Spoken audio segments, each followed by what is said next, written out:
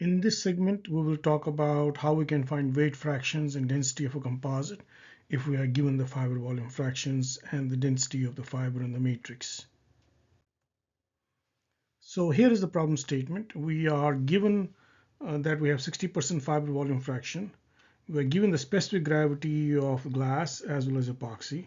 We want to find the density of the lamina, and we want to find the mass fractions of the glass and epoxy in the lamina. So the first thing which we're going to do is we're going to take the volume fraction, which is 60%. We're going to convert this into a fraction, so we get 0.6. The density of the fiber, which is glass, the specific gravity is 2.5. We multiply by the density of water, which is 1000 kilograms per meter cube, so we get 2500 kilograms per meter cube. And the density of the matrix is 1.2 is the specific gravity, 1000 is the density of water, so we get 1200 kilograms per meter cube. Now we're going to use this information to be able to do part A and part B of this problem.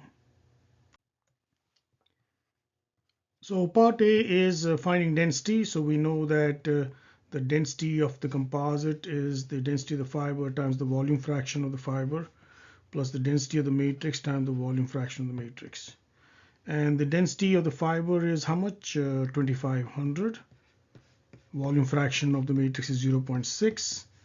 Density of the matrix is given as 1200 kilograms per meter cube. And what is the volume fraction of the matrix? It is 0.4, because 0.4 plus 0.6 is 1. So if the volume fraction of the fibers is 0.6, the volume fraction of the matrix will be 1 minus 0.6, which is 0.4. So let's just write that down here. The volume fraction of the matrix is 1 minus VF, 1 minus 0.6, and that's 0.4. That's where we get this from. So the density of the composite, once we do these calculations, turns out to be 1980 kilograms per meter cube. And what we have to observe here is that the density of the composite turns out to be somewhere between the density of the fiber and the density of the matrix.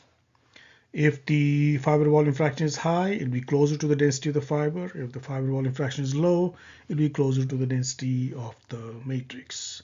Let's go and see how we can do part B.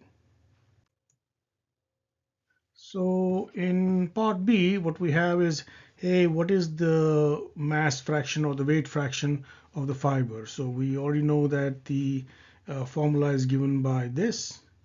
So we'll get 2500 is the density of the fiber. We just calculated the density of the composite to be 1980. We'll multiply the volume fraction of the matrix and we'll get 0.7576. Same thing, what is the weight fraction of the matrix? Oh, it is rho m by rho c times Vm. So it is 1200 is the density of the matrix, 1980 is the density of the composite times 0.4, and that turns out to be 0.2424. So as a check, if we add the weight fraction of the fiber and the weight fraction of the matrix, or the mass fraction of the fiber and the mass fraction of the matrix, we're going to get 0.7576 plus 0.2424. And in this case, turns out to be exactly to 1. In most cases, you'll get something very close to 1 because you'll have some round off errors going on.